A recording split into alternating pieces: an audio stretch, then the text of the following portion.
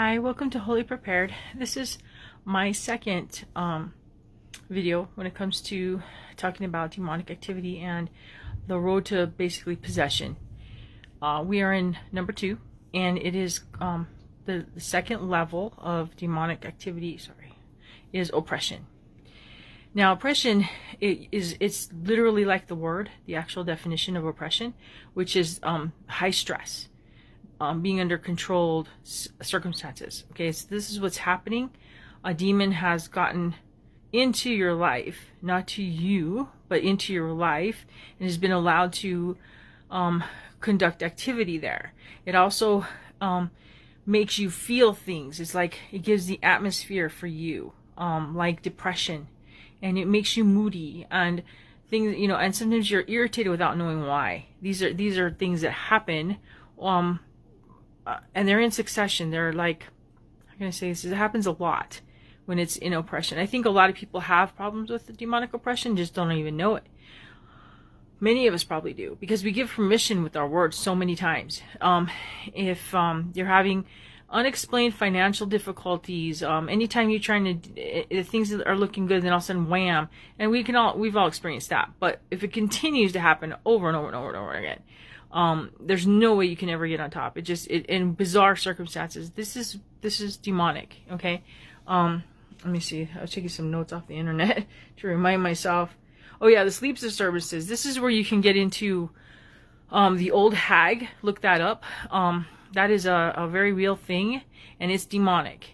People want to say that it's just night terrors and things like that, but most of the time it has a demonic component to it. Again, try to look through your life and find out where you've given it permission to act like this. It's not a good idea that it's there. So, again, I think probably throughout our lives, we're going to have this happen every so often, because of just the circumstances and how we feel, and we can say the wrong things and just kind of give, over and over again, like even weird stuff. Like you can say, people often used to say, again, I feel a hair, people say like, oh, that just kills me. You've heard people say that, and they're usually talking about something funny or whatever. That's not a good thing. That can actually make you sick. You're giving permission when you say stuff like that. It's not the one time, okay? People, sometimes, Christians get a little hypersensitive about stuff like that, but it's not the one time. It's when you do it over and over and over again. That's when you're giving permission, when you're giving them a foothold into your life in some way. And lots of us have those thoughts and say those things financially. I can never get on top. Say that over and over again. See what happens. Sometimes we get it from our parents. It's how we let things in. But nightmares is another one. Repeated nightmares, out of nowhere, spontaneously just start getting them over and over and over again. And, the kind that just, the night terrors, you just wake you up and you're like, what in the world's going on? It's kind of calamity is a good word for it too. It's like there's a lot of things going on in your life and how you feel and emotionally. These are all like swirling around you. It seems like there's a constant bad cloud over your head. That's oppression. You're pretty sure that it's got a demon involved there. So you can pray the same type of prayers that just simple prayers that you can look up on the internet. They're not hard to find, to just for that to stop. And then watch your words. Try to look through your life about what could have given them permission. What did you do something with something evil? Did you even bring in objects that possibly could be haunted? So be careful of thrift stores and things like that. And what you could bring back, you never know. So if you're feeling that you're having these kind of issues, definitely look into it. I had an incident where a church, I know this sounds insane, but I can't even believe this happened, okay? But a church actually was getting taken over by Satanists. It's a big thing for them to do this. And the minister there started acting really crazy. And I actually had gotten very close to him. He was like a mentor to me. And I was really shocked at his behaviors and things that I was hearing around town. And then I found out the group that had been basically befriended him, and this group was satanic. And it's these kind of small towns, you kind of know, certain things about people.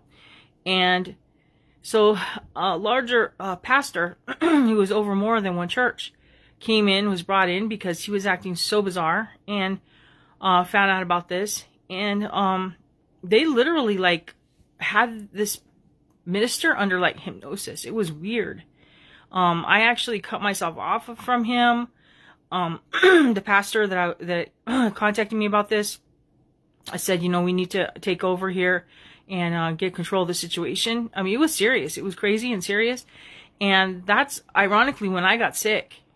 So I always think, in fact, a few of us that were closer to the minister got sick. And it makes me wonder if we weren't all attacked. I'm pretty sure we were, but I wasn't prepared for that then at all. And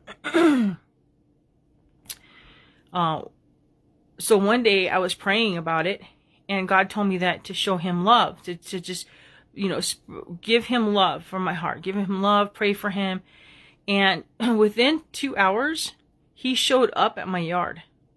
And my husband was outside, and he had been friends with him, but he was a little wary of him now too. And he goes and he asked my husband, he goes, "Wasn't I supposed to talk to you about such and such a thing?" And my husband's like, "Yeah, that was 3 months ago." He goes, "Really?" He had been in a fog, and he goes, "I just had this overwhelming thought of you guys." And so it was, my prayer had broken through some of that fog that they had taken over on him. I mean, it's crazy stuff, but this is what witches can do. Real witches can do stuff like this, and they're evil, evil, evil.